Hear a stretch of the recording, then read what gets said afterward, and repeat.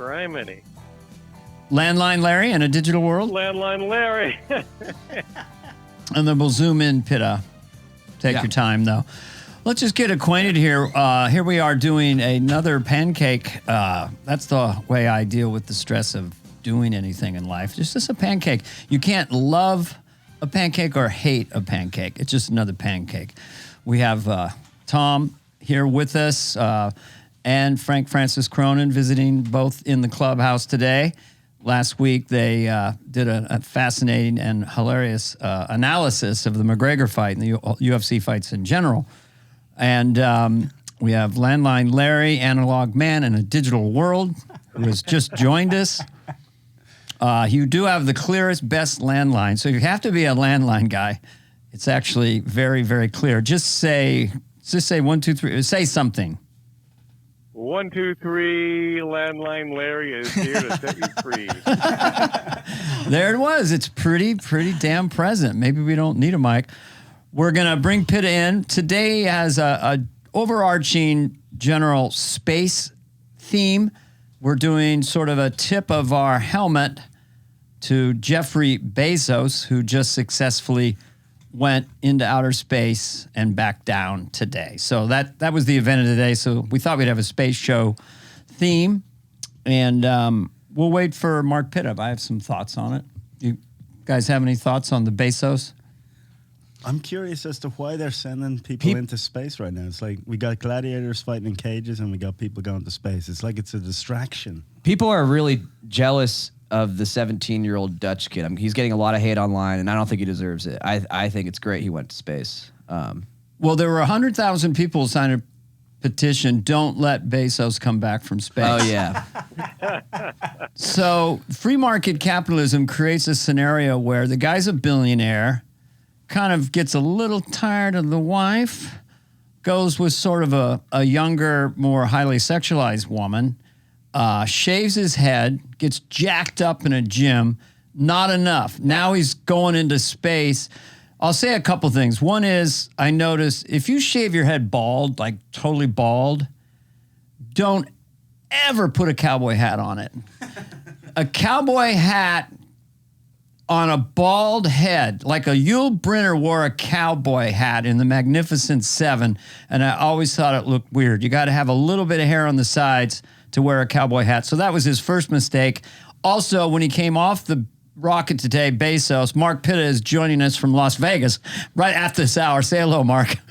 Hello, everybody. I'm joining you mid-sentence from Dana. We're joining him right now. Let's go back to Dana. Thank you very much.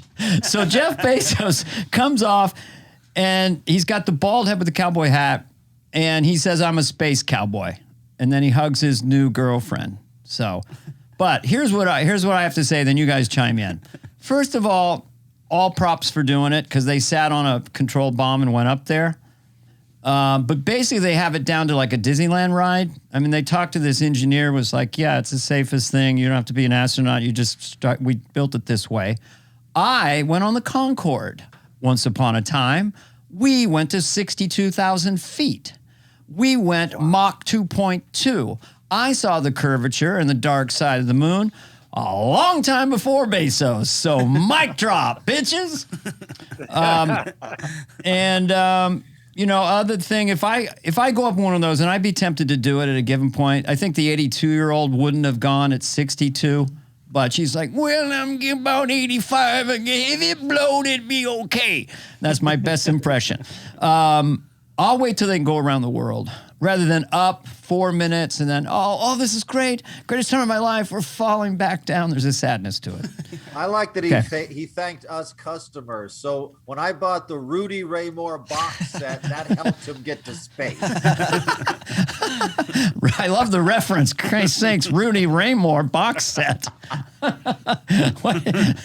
how happy. We're seeing Mark Pitta on Zoom, and he's one of the happiest people. Try not to smile.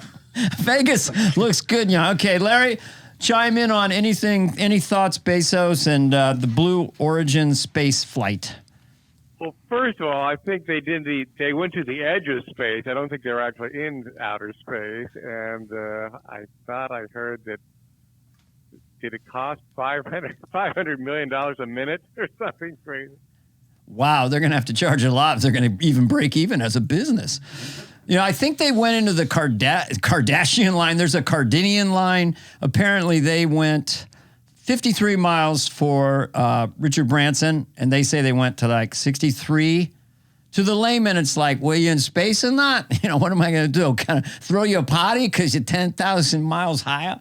Anyway. But Dana, how close are you? Because we're in the same age group that when that thing was in the air, didn't you think Challenger just for a second? That's a dark thought, but man, last time I watched something like this, it did not go well. Well, I had jinx written all over me because first of all, suddenly he's got it. He's going to go July 20th, like the moon launch. Secondly, Richard Branson jumps him, ruins his party with his little jet. And then all of a sudden, the guy who paid $28 million, we never know who he was, says he had scheduling conflicts. Really? You go $28 million, July 20th? I really can't make it. I have to do the laundry that day. That was like, what did he know that we didn't know? So Johnny Cold Feet. Then you've got like a 10-year-old boy on the flight, a woman who's ready to go see Jesus anyway, and then this bald guy with a cowboy hat on. So it was a freak show from the get-go, but I guess it was like a chip shot. I mean, that just went perfect. So ultimately, I like going to space. I mean, I know there's problems on Earth, but can't we? This meeting is being recorded. That's Zoom. Yeah. Sorry, guys, I'm recording this. That's just something with Zoom. Who's the woman who got paid to do that voice? Because it sounds so gothic. This meeting is recorded. And it's so much different than Alexa. I mean, they're just off a little bit. Like, who gets these gigs, you know? I know. Yeah. I mean... Started talking shit on Bezos, and then the creepy voice comes in. I know. I'm not saying it's a coincidence. Anyway...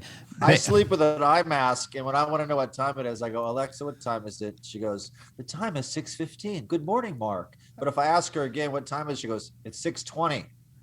Like, you just asked me this. So she no Mark after that?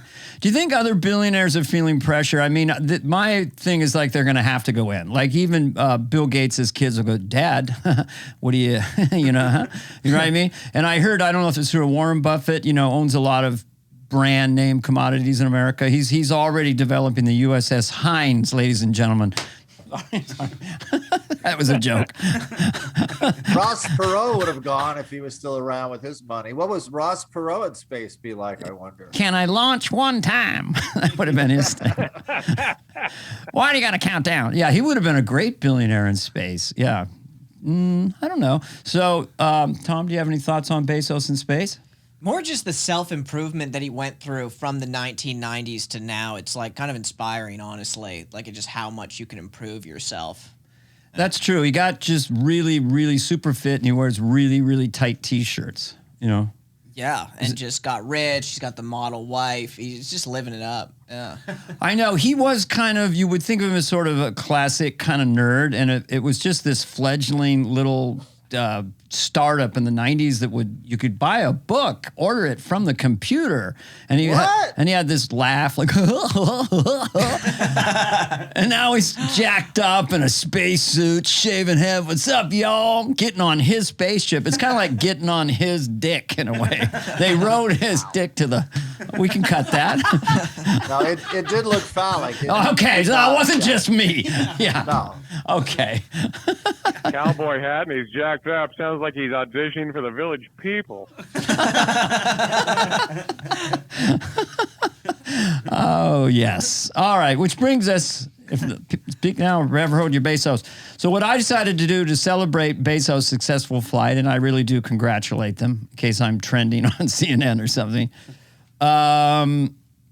the top 5 science fiction movies featuring a spaceship in some way, okay? Top 5 science fiction movies. These are my top 5. You guys can have your top 5. I just thought of it off the cuff. You can hand that to Dex. The first one is The Day the Earth Stood Still, because the spaceship comes down. So that's the second one down there for just the music. So we're going to play the theme by Bernard Herrmann, and you'll know part of the reason this movie is brilliant is because of the music. It's about a 1959 movie, Mark. Oh yeah, I'm looking it up now. 53. It's, Oh, wait, we got Larry. Larry, the memory It's expert. either 51 or 53. It's 51. Okay. Wow. Okay. I have IMDb right now on my iPad here. Okay. So let's play. Let's. It was a Tuesday. Okay. Oh my God, Larry's on fire today. All right, let's play the theme for 20 seconds. Everybody listen. This is Bernard Herrmann, The Day the Earth Stood Still. Oh. Oh, after these messages. That was Mrs. Herman. Okay, here it goes.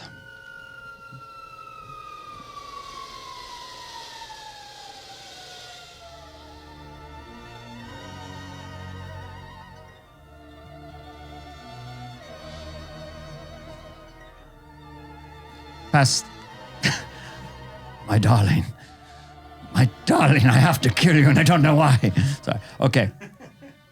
I mean, come on, right? I would love The that best, as I walk best in my. movie music ever, Bernard Herrmann. Yep. Yeah, he also did Psycho. Citizen Kane, Vertigo, Taxi Driver. Yeah, it's his last movie was Taxi Driver. Yeah. Yeah, he is the quintessential film music composer, Bernard Herrmann. Nope. Copied. A lot of people copy him. Okay, number 2 is Close on my list was Close Encounters of the Third Kind, and a lot of it is because people say it wasn't. What? Pussy. Excuse me. Sorry. Well, it really broke a lot of. I'm just trying to be controversial. That's good. It'll blow up. I just can't see you. I can't see what your shtick is. I got a big screen. There you are.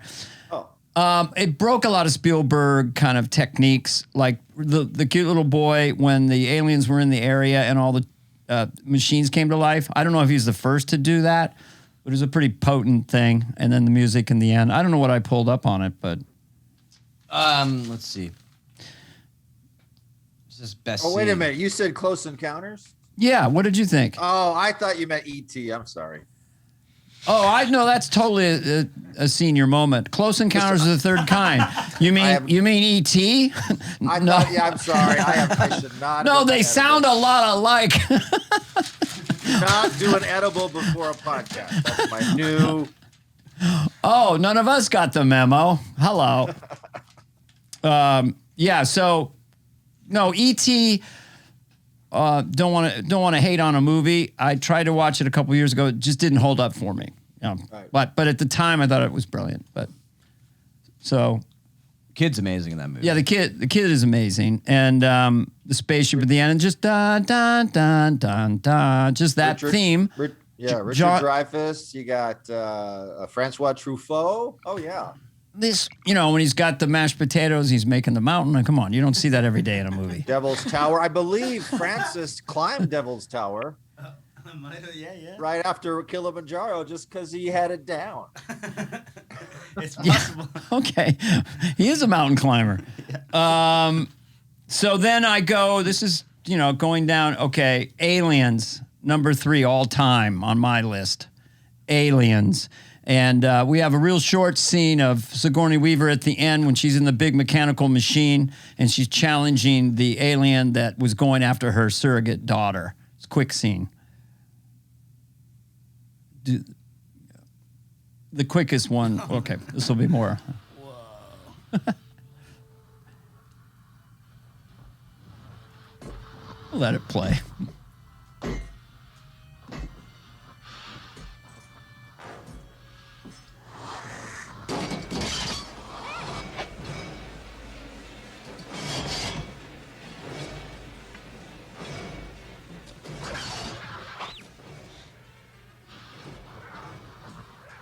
Okay, she's in danger. Alien attacking. Here comes Mama Bear.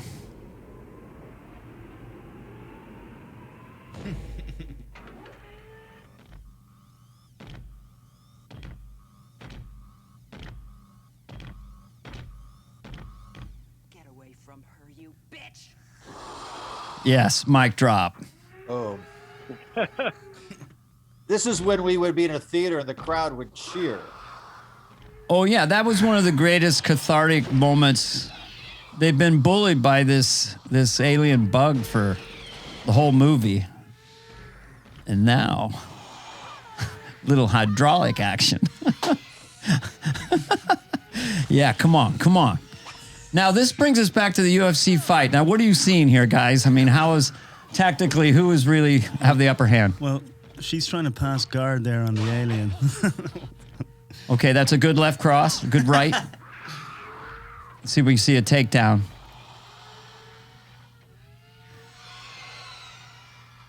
What's your ankle? I don't know how long we're supposed to go on. Let's pause it there.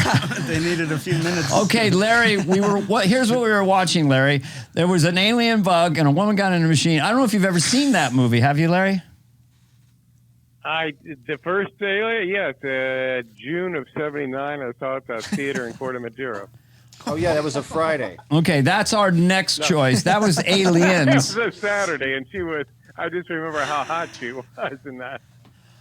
Well, that's my next choice. Alien is where, to escape from the alien, she goes into the pod, and then she's changing into a spacesuit. She notices the alien got in the pod with her, and then she's so scared she does this mumbling, Akila, Akila, Akila, Akila, Akila, while she gets out of her spacesuit and she has tiny white cotton panties on.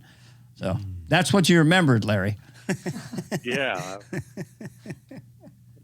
Still taking a cold shower. That was back in the day where you were easily teased, like Jacqueline Bisset in The Deep, when she comes out of the water. God. I didn't mean to. Yeah, Larry's easily affected by these images. I love Jacqueline Bisset. She's amazing. I don't know, guys. It sounds like you're objectifying women right now. I want to keep this on the up and up. Okay. So Alien, I don't know if I have a clip for that, but we all remember it. You know, is there one? We just played it. Oh, we just played that. There's Aliens and Alien, but it's both Sigourney Weaver. Both are fighting in Alien. The first one was the Origin movie, and then the second one. So my all-time number one spaceship sci-fi movie, guess. Has a 2 in it, has a 0 in it, has a 1 in it. 2001, ladies and gentlemen. Of course. If you're friends with Dana and don't know that, then you're not friends with Dana. Here's an interesting story, which my brother Mark said was okay to say. My oldest brother, Mark, was in New York in 1968. Oh, no, he was in Berkeley, whatever. So they said, you've got to smoke weed before you see 2001. He was really excited. It was all the movie. He goes there. He falls asleep before the monkey throws the bone in the air, one of the most seminal moments in movie history, and turns into a falling spaceship. So he doesn't see the rest of the movie. He's flat out. Flash, 35 years later, he's at my house. My brother Scott's visiting, and his friend Peter. We're going to put on 2001, lights down. We got the big screen. Mark says it's his favorite movie once again.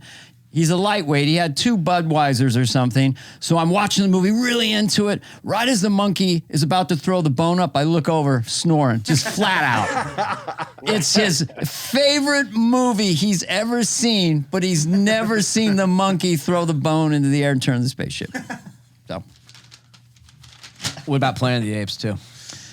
I had side ones. I think Planet of the Apes, is just one of those other seminal kind of movies. Rod Serling ending, of course, was brilliant. Yeah, they're not in the spaceship long in that movie. No. That's why it's on the side. Chuck Heston, Charlton Heston. It's a Madhouse. We have that clip if you want to hear. That's just 10 seconds. Yeah. Charlton Heston. It's a madhouse! A madhouse! That was Larry at a TGI Friday gig he had. No, that's Casa Carlitos in Hayward. No, I often think of that in life. It's a madhouse when you just can't describe anything else. It's such an all-encompassing, he's not saying the apes are doing this or there's a fire hose on me, it's so much shit hit the fan. It is a, quote, madhouse. Like everything about it is upside down. So it's a perfectly encapsulated thing. Chuck Heston and I crossed paths when he hosted Saturday Night Live, and Lorne Michaels wanted him on Church Chat because he played Moses. And he didn't want to do it. So then I was forced into the meeting. We're supposed to convince Charlton Heston to be on Church Chat. And he goes, you know, Was no, he the one? Was Charlton Heston the one who put a bald cap over his toupee to make sure people thought that was his real hair? I don't know. I don't want to say. I still honor that people aren't with this. I didn't know if this podcast was, we know all the secrets. So I think there were a number of leading men that came in and have had toupees. This is before they had really good weaves and plugs. Yeah. And they would just keep their toupee on and then put character wigs on top. Yeah, they wouldn't pull that toupee off and then put that on there. So I thought it was safe because he is deceased. So I thought that was a safe bet. Well, yeah, but one thing that was weird is that at one point they were the show's going, it's live. He's in the corner. They're trying to do a quick change, and they go, "We got to take your toupee off." And they started pulling on it. Like 3 women were just there pulling on it, and he did say, "It's a madhouse." So that was part of his real life. So Tom, you had some other ideas for your list, right? Well, I don't know if you're just doing spaceships. Yeah, I know. I would say more like, any Star Trek movie, because you can name the Enterprise, maybe the Millennium Falcon, so a Star Wars movie on there. Is there a Star Trek movie? Because again, Star Wars too, but I like Star Trek better personally. Star Trek movie that stands out as the best one, Tom? God, all of those movies are kind of garbage, honestly. The Star Trek movies. Yeah, a lot of people like the one set in San Francisco present day because there was a lot of ways you can get some humor out of that.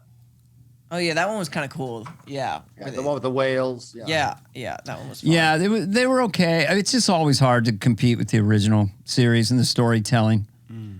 I can't believe how bad it sucks. Sorry, my Kevin Pollak.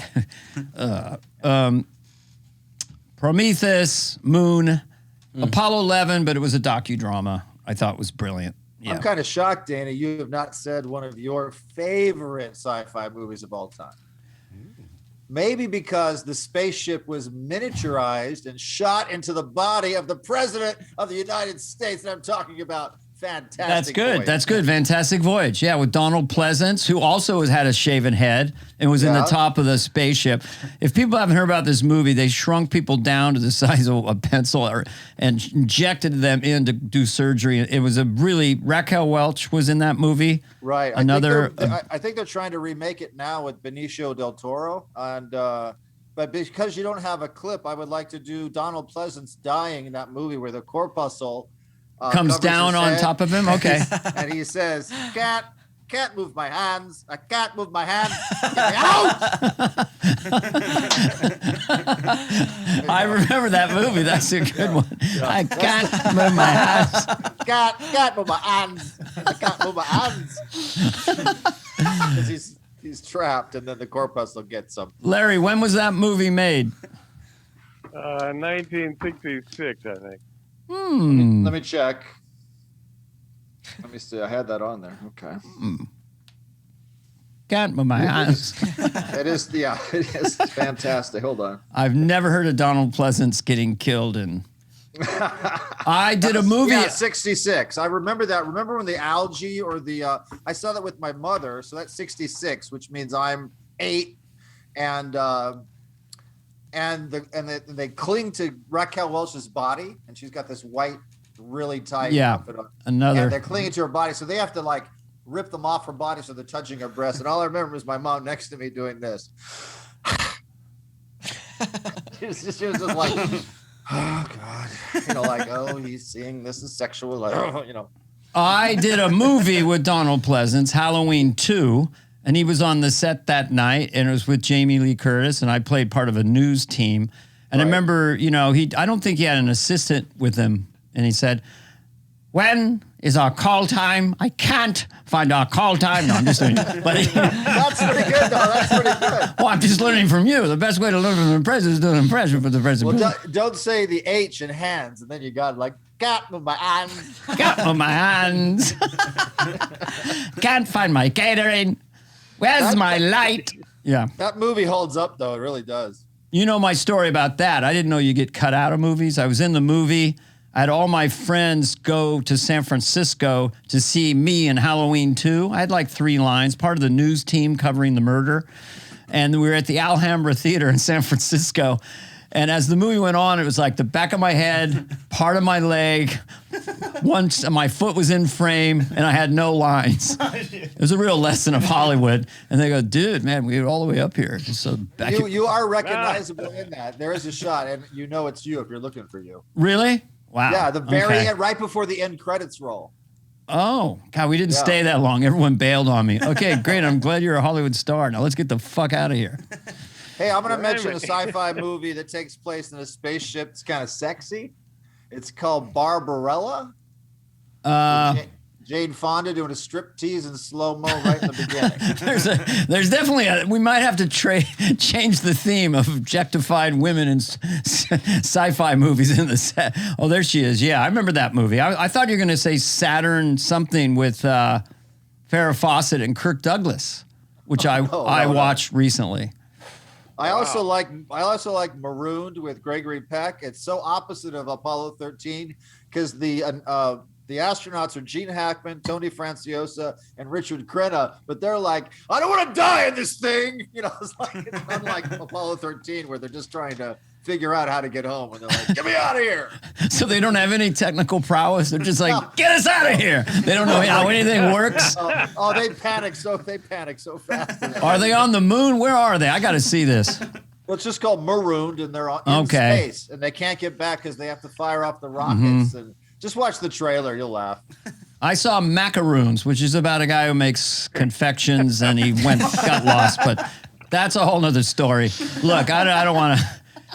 Ladies and gentlemen, if you're listening now, you might be hearing a lot of that. Well, let's get that sound. Tell us a joke, and then we'll do our new sound.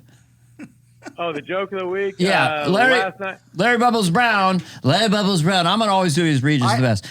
Wait, do you want the new sound for joke of the week? Sorry. Huh? New sound for joke of the week? That. Okay.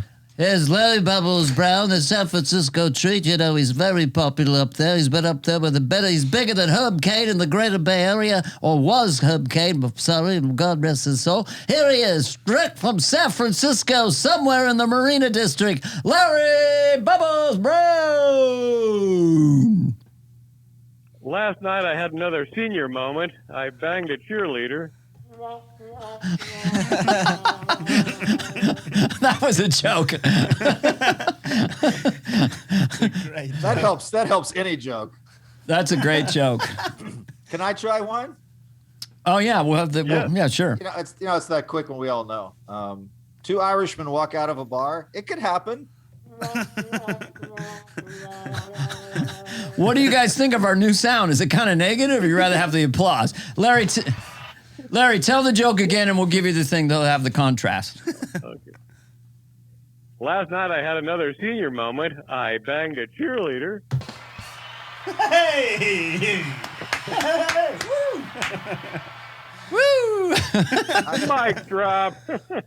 I think you got the wave on that one. This is definitely like we're talking about old movies. Our references are more like the Rat Pack. We're banging cheerleaders. We're like we're pulling things off breasts. Yeah, it's definitely unwoke, which I love. Well, Chris is not here, so it's a very manly show. Yeah, it is. It's a testosterone-driven show. Not one of us is going to talk about Cary Grant on this episode. Because Chris's favorite film is The Bishop's Wife. You watched it, her recommendation. She was so enthusiastic about it. I watched it. Then you realize how charming he is, because I only knew him from the Hitchcock films. Right. Cary Grant, that is. Yeah. Very, very charming. I could see it. Mm-hmm. I still felt the movie was a little dark, but I loved it because it's black and white, 40s. Right, Larry? 42? It was, yeah. Close. Close. The Bishop's Wife? Yeah. Yeah, actually, I don't know that one. All right. After all these years. I know, that's a pretty obscure movie, but it's Chris Rios' favorite movie, and it's a Christmas movie. And so basically this guy doesn't appreciate his wife, and he's working all the time. Their marriage is falling apart.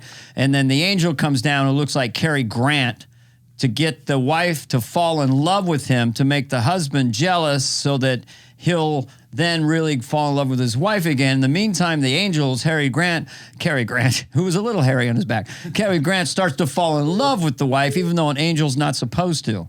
I can't believe it. I'm an angel. I'm a supernatural creature, and I'm starting to fall in love with you. I can't help my feelings. I'm not even real. I'm immortal. I've been here for billions of years as an angel, and suddenly I've let to be a human being for just 1 second so I could be with you. And then the husband's standing there watching it going, I love you now. You can't have the man God. Anyway, it's a wonderful movie. What you doing, Dana Carvey? All Chris right. Rios would not let that go on very long. Chris Rios would defend Cary Grant at this moment, I think. No, I did like the movie. I did notice the underlying darkness of it. Yeah, Okay. you know what's funny about those, the afterlife, Heaven Can Wait, Here Comes Mr. Jordan, that movie, Defending Your Life. All these movies, the very end, the angel always says, now you're not going to remember any of this. Every single movie about the afterlife. They don't remember anything. Right, so then it doesn't really count. They went to a supernatural world, they met God, everything. But you're not going to remember 1 single second of this. You'll be right back to where you were in some sort of neoclassical stunted growth, some depressive state of never knowing. Before in this moment, you know there's a God, you know there's a reason, you know you're going to heaven. But I'm going to race at the count of 3. 1, 2, 3, you're gone. That's my new favorite character. That's my new Brad Pitt, is Cary Grant. Ain't nobody doing it. All right. The longest running cast member on Saturday Night Live. You did some movies and some commercials. Now you're doing a podcast with your family. That doesn't sound so bad. That's a good plan. That's a good plan. What'd that guy say to you? Let's face it, man. I'm a goddamn has-been.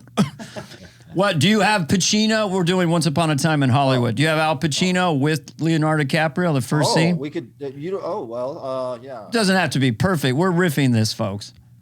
You're the bad guy now, so you're going to go down. You're going to be the Wait. you're the heavy. Let me ask you. Larry always play Bubbles Brown comes into town. Let me ask you a He goes question. your way. Do you always play the heavy? You know, he sets him up light. You always play the heavy. Just say that. Next week, you're going down. Robert Conrad and his tight pants. You got Green Hornet. Oh, you're fucked. Now he's Scarface. He was a charmer in that movie. You always play the heavy.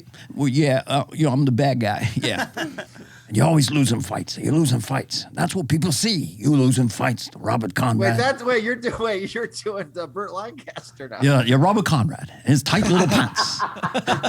This is our retro episode. Our retro episode. I can't believe it. I told you. This is where Dex and Tom have those smiles that go, I wish they'd say something like current. Well, I do Bert and Kirk, just that they used to be wrestling buddies. Oh, man. Why don't you? Greco-Roman. Yeah. Why don't you come over to my house and we could wrestle? I'd like to wrestle with you. What, say 4 p.m.? That's perfect. There's a gate in the side. The code is 749611. East Cannon Drive. Well, Gecko Roseman style. I love to wrestle you. I love to hold you tight and push you around. I like when you hold me tight and push me around. so I don't know. Did you say as Kirk Douglas, I got to tap out? I got to tap out. I'll jack you up against the wall. This is what Chip would hear all those years. Oh, man. All right. When are you going to have Chip on as a guest? He'd be perfect. I'd love to have Chip. Oh, he'd be great. He would be. He might be a little shy, though, but maybe not. Okay. He's got the best stories. I'd be interested to see what he remembers from all our trips. Oh, a lot of the audience doesn't know that Dana's passive-aggressive. At one time, Chip's driving us. They said, we were kind of bored. I said, Dana, what would a passive-aggressive guy say to Chip? And Dana goes, we're in no hurry. Because I said, what would a passive-aggressive guy to say, tell Chip he's driving too fast? And you said, hey, we're in no hurry. So it's like a sweet way of saying slow the fuck down. Right, yeah. I remember Lorne Michaels did that once in a cab driver going 70 miles an hour. You know, there's no particular time we have to arrive. You know. The guy's like, didn't work. He floored it. Larry and I, we have some stories. Yeah, we had a driver, 90 miles an hour, 4 feet from the bumper, 2 feet from the bumper in front of me. Yeah. And we would tell him to back off. Could you just give a little more space? That kind of thing. And he would. And then 3 minutes later, he'd be right up on the bumper again. And then, could you back off? And he'd back off, and they'd be 3 minutes, Larry? he actually got stopped by the state trooper in Michigan. I remember that, and but he didn't. The guy didn't give him a ticket, but he stopped him, pulled us over. Yeah, he got a ticket. So, all right, shall I pivot to the top 10 annoying things people say to other people, whatever the title is? I like it. Okay, top things people say to annoy the shit out of people. All right, in no particular order. It's all good. Could be worse. That's my favorite. Yeah. It's all good. It's all good. I know you better than you know yourself. Or when someone calls you up, we have this with John Schwartz, a running gag. You all right? Instead of hello, you okay? Can you do that for me? Like next time we have dinner, can you show up early? Can you do that for me? It's a good one. They fucked you. That's another thing. Like when you're just sort of openly complaining about something that happened, they fucked you, man. I hope you don't take this the wrong way. Yeah, that was close. Yeah. Or no offense or nothing. That's another one. FYI is usually not a good beginning. Mm-hmm. And please don't run out of the room crying after I tell you this. So those are my top 10 annoying things that people say to guarantee they spend their life alone. Dana, I'm telling you this for your own good, but there's one. That's good. You know the one I hate? Hey, that's how I roll. Oh, why don't you roll the fuck out of here then? All right. You guys want to do that? Yeah, I'm a happy camper. Happy camper's got to be X from the lexicon. This is none of my business, but those are all good. Yeah. Could you put your mask on, please? That's one. Let me do the math for you. There you go. Those are mine. Those are great. Can I do a couple of these with the womp womp? Yeah. Okay. Hey, you all right? They fucked you.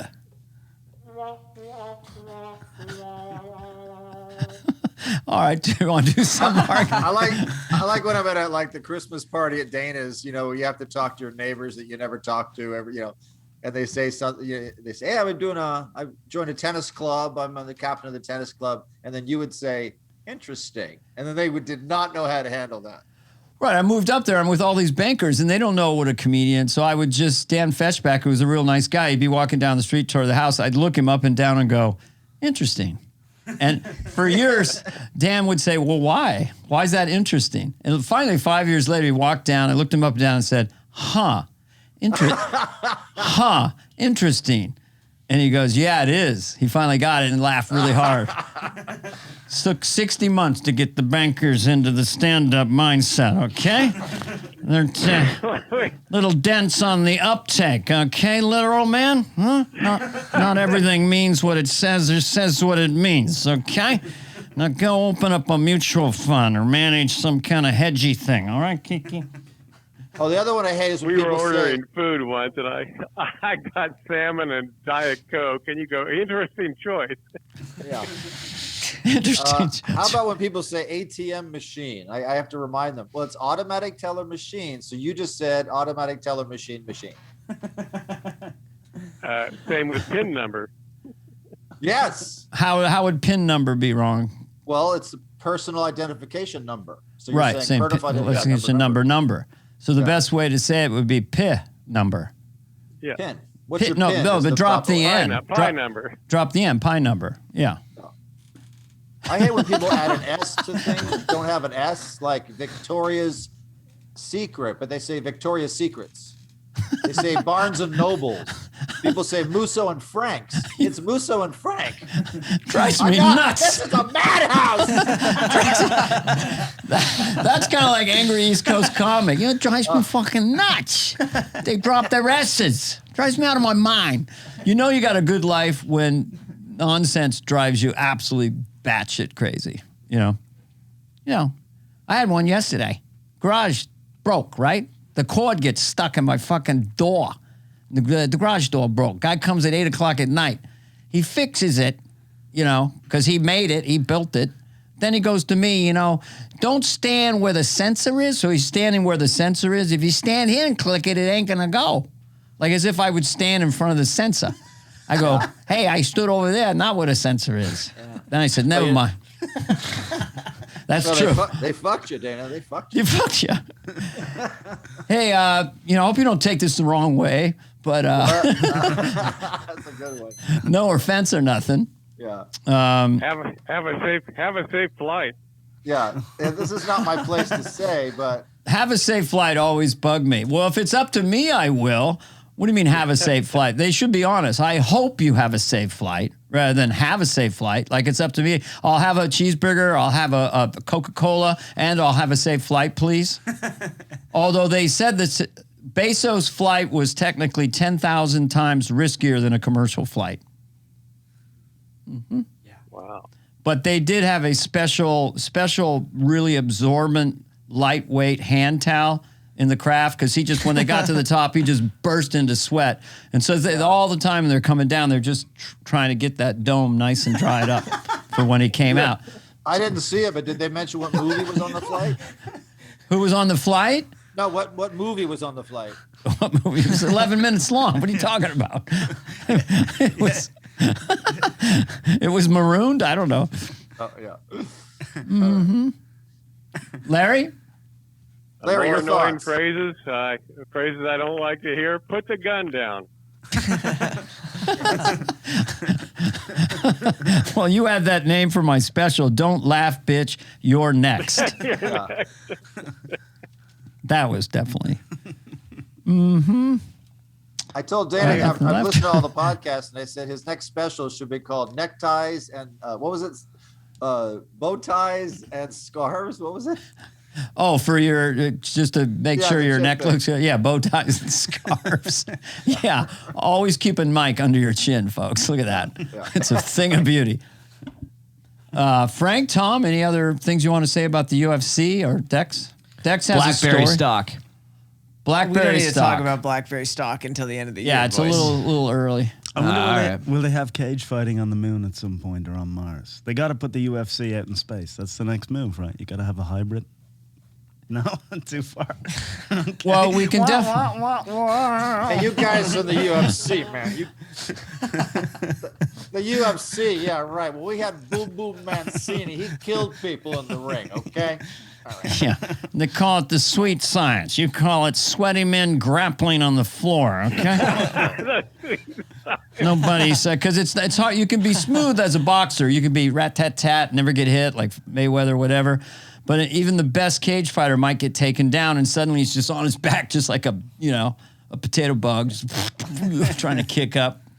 It's sweaty. It's sweaty and grabby. What was that Charles Bronson movie where it was bare-fisted fighting? What was that one called?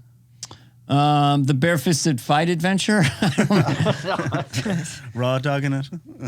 Every time in old timey movies when they box, why is this, Tom? When they box, they don't hold their fists parallel. They kind of hold their fists toward themselves. It seems like you break your wrist punching that way. Yeah, I don't exactly know. I've heard it was because of rings. They were trying to kind of slash people more with their punches. Oh, because they had stuff in their hands. And it was more kind of it wasn't exactly like a direct, kind of a slashing motion with the punches. It also you'd be able to have weights in your hands too. I know a lot of people were doing that back Oh, then. the movie was called Hard Times.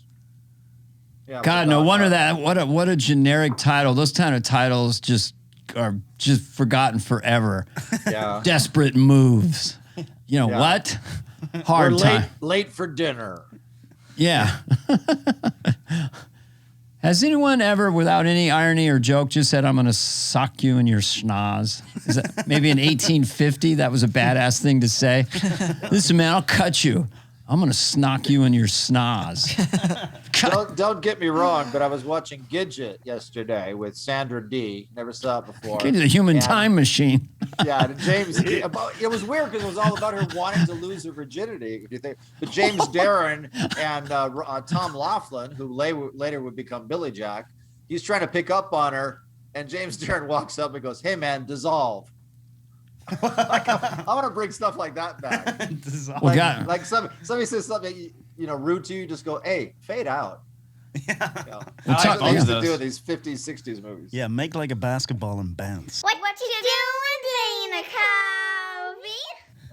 This has been a very retro, manly podcast so far. You got two of your oldest friends on the podcast. Of course, we're going to go way back. Welcome to men who've been here since the early 50s. Late 50s. I don't know. I don't know about Larry. I can't speak for Larry Landline. Bill, we've got more testosterone than the View. They are on. Actually, I think watching the View will actually lower your testosterone. Yeah, they tried to make a birth control. The View. It's a very there's a lot. Well, I don't watch it, but they tried to do it with men. It just didn't work. They tried to have 5 guys sitting around talking in daytime television. Oh, they did? Yeah. Whoa. No. Yeah, that just didn't work. They would need Cary Grant to host that. My new favorite person, and almost everybody who's listening to this doesn't know who it is. We're going to talk about guy things, about how to fix a car. We talk about how to iron a shirt and tie a tie. Man things. How to ask a girl how to mix a perfect martini. Man things. That's all. How to chew bubble gum without having it go all over your chin. I'm Cary What? I don't know. With Ready Rednecky. Hey, I've got a title for this episode. Highly edited. Episode 21. Welcome to Trim Trimity Trim Trim. No, it'll probably be our best episode. You never know. We're having fun. Red Rednecky as portrayed with Cary Grant. Come and get some. Come and get some. What's your dream in life? I don't know. Lay around all day and drink beer. Never dream that big because you always end up disappointed. Dex, you had a story about cross-cultural food. Oh, what I'm going to be doing? It was something to do with your girlfriend is from China, and you were enjoying some Chinese cuisine, I think. Oh, no, this is just something that I'm planning to do with her. Okay, but I can tell you, I can kind of plug it a little bit. It's been done before, but I just think it's fun. So she's going to introduce me to some, delicacies of China. Okay. And then I will be a first impressions of trying these things. One of them is an egg, fermented egg, and she buys these down the street. Millennium egg. And down the Millennium egg, and inside the egg is a bird. Oh, that's another thing. What? Whoa. The bird is in the egg, and you eat the whole thing. Whoa. But, The bird is in the egg. I have to process. I got to take a knee. They eat them I'm scared. They eat them in France, too. They're called blue eggs, I think they call them in France. Yeah, they ate them So it's a fertilized egg with an embryo. Wait. Tom just tried to do a French accent when he said blue. Blue. Yeah, no, it's like because it's not. It's a blue egg. It's BLEU. It's not spelled like it's a French word. Oh, so it's like Blu-ray. Blu-ray. It's a blue egg. So seriously, now let's break that down for a second. So you're sitting there and the person who's ordering it, either in China or France, is really excited. Like it's expensive and a big deal. She loves them. She buys them and eats them when I'm not home because she thinks I'll be grossed out. So then we started talking about it. I'm like, I want to try one just because it's like this thing. It's like the rotten egg of China or something. There's a name for it. They also have 1,000-year eggs where it's like just a fermented egg. Maybe that's what she eats as well. There's 2 different types. They're like black. They're so fermented. And they're literally 1,000 years old? Or is that a figure of speech? I think it's like a decade or something, but lots of years fermented, yeah. But why, Dex, would do you have limitations of what to eat? Like, would you stay away from certain things or are you going to attack them all? I think I would do it if we filmed it just because it seems like fun YouTube stuff, but I don't know. I mean... I if you don't have evidence, then what's the point? No, I would do that just for my own enjoyment. No, I couldn't just, I have to film that. Whenever That's too anything crazy. seems radical to me, and I know even to people eating eggs is radical, I once thought I saw a leg come out of an egg, and I have not had an egg since. Have you really not yet? No. Wow. And that was like a year ago. Yeah, and so people get tricked out about that, but I'm always curious about what would blow away the person eating the egg with the bird inside of it. What would, what would be a delicacy? Yeah. She got wigged out by blue cheese. So she'll eat practically a live bird inside a shell, but not some tasty blue cheese. That's what I'm saying. But she was like, there's mold on it. I'm like, no, that's part of it. And then I started sounding kind of crazy. Oh, okay. So she sees it as mold. Okay, I got that. Yeah. Okay. all food is kind of gross, except maybe, I don't know, it's just sweet potato. Head cheese is not attractive. That would be a viral clip, though, if we all ate a fermented egg on this podcast. Yeah. That's a million hitter. And monkey brains. But what could possibly gross you out about your girlfriend biting the head off pickled chickens? What could possibly? It's delicacies are just weird. They're all just weird. I had the escargot. I did that when I was went on vacation a while back. One time. It wasn't that bad. I wouldn't do it again. Remember, we were doing the punchline. Bill Graham hired a chef to cook at the old Waldorf, and they sent some alligator soup over to the comedians. But it was the first time Paul Prudhomme came to the United States, and Bill Graham was responsible. So the most exotic thing I ever had was alligator soup. Oh, well, I've heard alligator's kind of gamey. I heard it tastes like chicken. Was there bits of alligator in the soup, or was it just sauce? Yeah, it was alligator meat in the soup. Wow, Larry, were you there, Larry? That day, were you there? I think it was a Saturday. Yeah. I'm not very exotic when it comes to food. The drive-through window at McDonald's is about as far as I go. I did eat our escargot. I didn't need to do that again. Dex, I have had egg whites. You did? Yeah. Yeah. Because you ate eggs every day my entire life, so that's why it was so dramatic. I tried foie gras once, but I was not happy with that. Duck liver, right? Yeah, duck liver. Duck liver, yeah. No, see, I like. I've had. I like. It's duck good. liver. I've had it too. It's rich. I don't know. Do you guys like? I won't eat a shrimp or a lobster, just because I think it is a bug. I found that it's related to the cockroach. I saw this online, and if they were on land and in trees, we would never eat them. But I'm used We'd to be afraid them, of so them. I eat them. You know. You just block it out. I can't block it out. If we were podcasting at a wet market in Wuhan right now, just talking about our fear of food, would all the people there just be laughing their ass off like the funniest thing ever? I can't eat a kidney of a marsupial. That's like just Wonder Bread to them. What could possibly go wrong? They know it's she talks about it. It is a little. She thinks it's a little weird sometimes because she'll eat snake. She's eating the shark fin soup, even though it's like she says it's so good she doesn't even care that it's bad for the shark. So I don't know. Well, definitely primitive. She said that. It must be good. Now I want to try it though. When she said, I'm like, Jesus. That's a great tagline. That's a new show called Fuck Shark Week. Primitive humans would eat everything: worms, snakes, eggs, shells, just everything. Yeah. They just eat everything up. So it is organic, I try to eat real food. That's my motto. Just real food. You're crazy. Well, you I don't eat, if I eat Doritos, I know I'm eating Doritos. But if I have an apple, I know it's real food. Get it? Right. That's another thing. By the way, Dana, I had a text. Get it? I had a text correspondence with Mark Hershon, and we were all doing you. I sent him my paintings. He goes, "These are great." I said, "Starting to get it." He said, "Interesting," and I said, "Doodly doo." Yeah, those are my big three. I used to do that to drive John Lovitz crazy. Starting to get it. Doodly-doo. And that would be the punctuation. And then John would come back at it. Doodle-doo-doo-doo. And now Conan is obsessed with it. Every email, doodle-doo-doo-doo. And the other catchphrase you say something like, "Yeah, I went to the store today and got some paints, and I came back and I did half the painting. I wish I had your life." That's another thing you say. Yeah. That was another thing I'd say to the bankers. Man, wish I had your life. And they would go, "Really? Why?" I go, "I'm kidding. Why is that funny?" Starting to get it. I didn't have a lot of friends. We'd have a party and it would be just nobody. Us, the cat. And I'm getting multiple calls from Hollywood on my phone. You're on my phone, Larry, so Hollywood is going nuts. It's got to be Lovitz. Just his ears are burning. Goodbye, everybody. Goodbye. That was his great catchphrase. He didn't have a sketch around it. He just got up on Update and said, "Goodbye, everybody. Goodbye." That's right. The very end. If he's listening to this, he'll go, "I did have lines." He'll call me kind of cryptically. You didn't do the bit right. I think he's here right now in Vegas doing the midnight show at the Laugh Factory. Is he? Yeah. That's where he belongs. It's an adult show. It's an adult show. 2 a.m. would be more apt. That's right. But he's doing that, I think, this week. Oh, good. I'm glad. It's the Rich Little spot. That Rich is taking a little break from all the vocal cord gymnastics. Jesus. Yeah, I met Rich Little, but I didn't think I made a very good impression. Good night,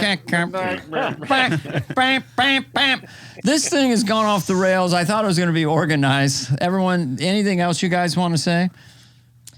Well, the show's made me want to become a vegetarian after all the food talk. All right, Tom, you're going to say?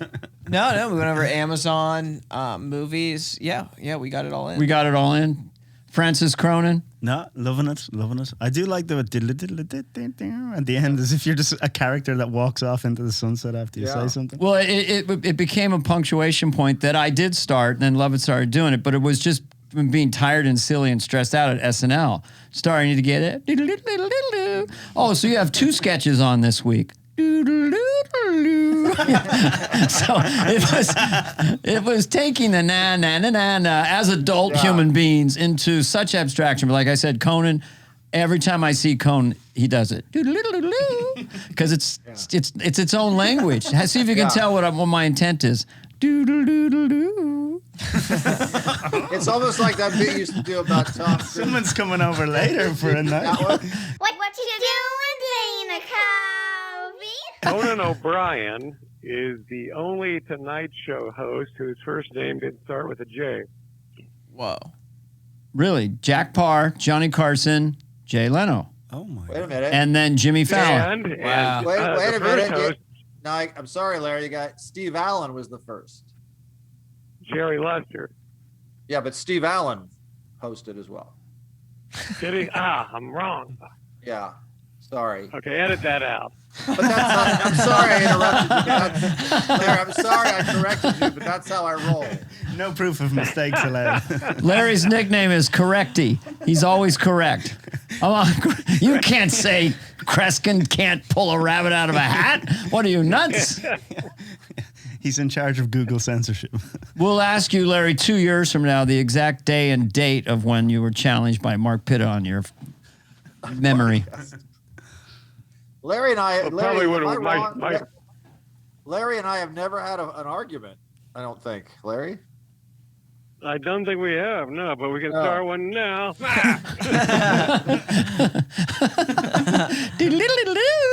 You're so brave with your landline lockdown apartment in the marina. All right, I'll sum it up. The podcast is Michael Caine. That's my latest toy. Dada, I listened to the podcast, and it's like a cold day, and you forgot to bring a sweater. It's like the rain coming, and you don't have an umbrella. It's like the tea is cold, and the milk is sour. It's like the tooth that's aching won't go away. I mean, it's not what I exactly say top notch, but I'll give you credit for baking another pancake. But good luck and good riddance. What? I wonder where this will end. Maybe 20 minutes ago, Tom? I guess, yeah. The only thing I would bring up, at some point you're going to have to name your fans because you have to have like a name for them. Oh, early on we called them the Fantastics, but that didn't seem to stick. The Fantasticans. My Fantasticans. Larry? Oh, I see. Nickname for all these fans that I apparently have. I would just say the loners, the free solos. The Moody Drifters. God, it's like a Beach Boy band from the 60s. Ooh. The Fantastic Hordes. No. The Hordes. Hordes? Whores? My freaks. My freaks. My freaky deekies. The big whoop-de-doos. Chopped broccoli. They're all chopped. All right, you can cut that, please.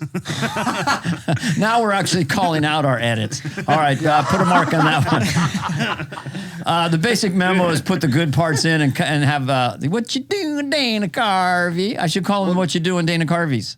Yeah, Dana, since I'm a guest again, you should end it like you did the last time I was on when I was in mid-sentence. It just went to black like the end of The Sopranos. I know. That was just one of our artsy episodes. That was an artsy edit. Yeah.